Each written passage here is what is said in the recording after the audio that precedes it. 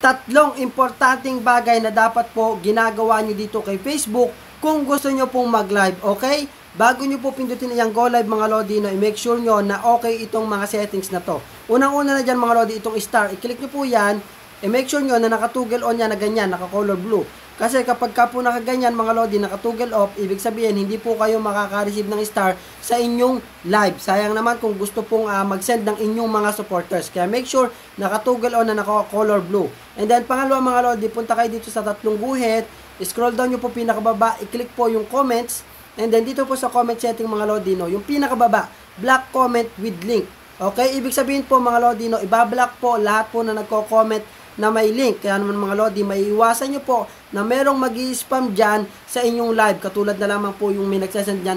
Padalhan mo ng friend request itong si ganito, tapos may link mga Lodi, no. Natatabunan po yung comment ng iba nating viewers. Okay? And then after nyan, i-done nyo na. And then next, profanity filter, yung pangatlo, i-make sure nyo na naka-strong to. And then done. Done. Okay. After nun mga Lodi, no, i-go live nyo na yan. Okay? Importante din po yung profanity filter dahil para po automatic na i-hide ni Facebook yung pong mga nagko-comment ng mga hindi ka nais-nais na salita. Okay? Huwag mong kalimutang i-share ang video na to at i-follow na rin ako para updated ka sa aking mga video tutorials. Thank you!